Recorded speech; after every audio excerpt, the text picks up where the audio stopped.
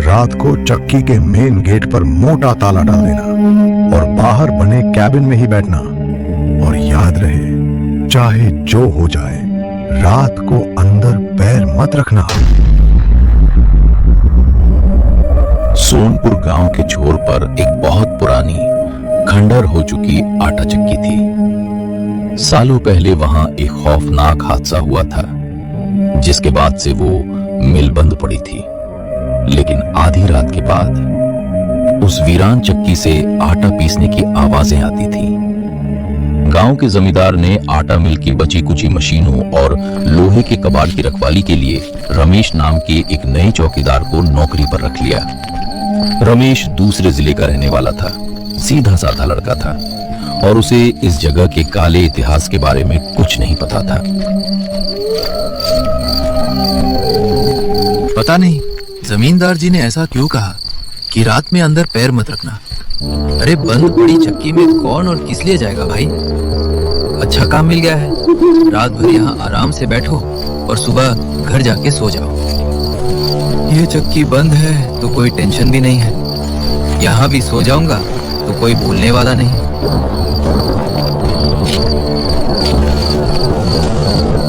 पहली रात तो जैसे तैसे शांति से कट गई, लेकिन दूसरी रात ठीक 1:15 पर अचानक मौसम बदल गया। आसमान में घने काले बादल उमड़ आए, कड़कड़ाती बिजली के साथ तेज हवाएं चलने लगी। हे भगवान, ये मौसम कैसे अचानक बदल गया। लगता है बारिश आने वाली है, लेकिन शाम तक तो एक भी बादल नहीं दिखा। अचानक इतने बादल कैसे आ गए। रमेश अपने कैबिन के बाहर खड़ा होकर ये सब सोच ही रहा था कि तभी मिल के अंदर से आवाज आने लगी।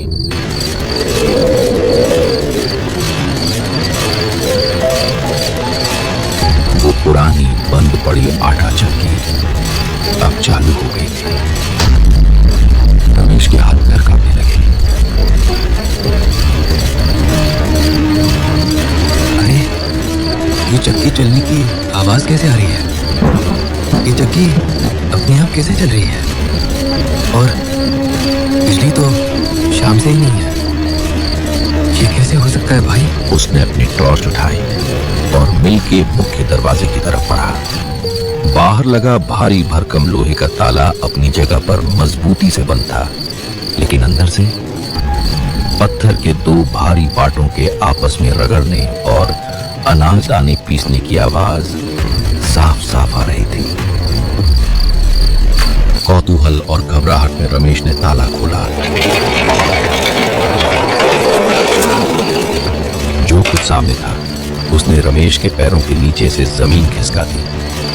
बिना चक्की का भारी पत्थर पूरी रफ्तार से गोल गोल घूम रहा था।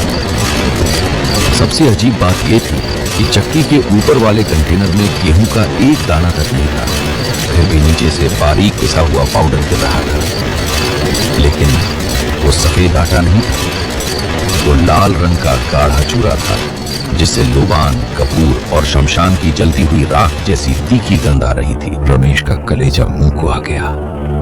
वो उल्टे पैर पीछे हटने लगा, तब भीगी हुई चक्की के पीछे से एक साया उभरा। वो एक लंबी औरत की आकृति थी, जिसने मैली सूती साड़ी पहन रखी थी।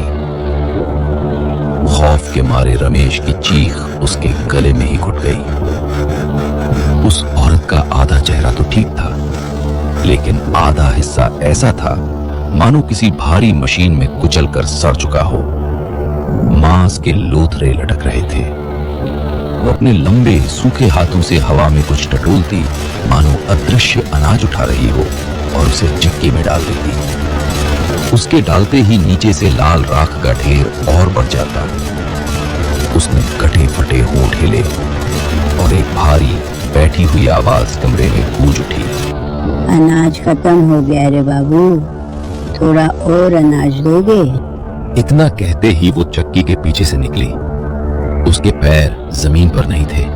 वो बिना हिले डुले हवा में तैरती हुई बेहद डरावनी रफ्तार से रमेश की तरफ बढ़ने लगी। वो मुड़ा और दरवाजे की तरफ अंधाधुंध भागा, लेकिन जैसे ही वो चौखट के पास पहुंचा, मिल का भारी लोहे का किवाड़ एक झटके से बंद हो गया। रमेश ने पागलों की तरह दरवाजे पर लात घूंसे मारने शुरू कर दिए। अरे खोलो, कोई बाहर है, बचाओ मुझे, जमींदार बाबू, दरवाजा खोलो। पीछे से चक्की के चलने की आवाज और तेज हो गई। ठीक उसके कान पास एक ठंडी और खौफनाक फुसफुसाहट सुनाई दी। मिल गया अनाज। अगले दिन जब जमींदार 2-3 ग्रामीणों के साथ मिल का मुआयना करने पहुंचा, तो बाहर का कैबिन खाली था। जब उन्होंने मिल का मुख्य दरवाजा खोला,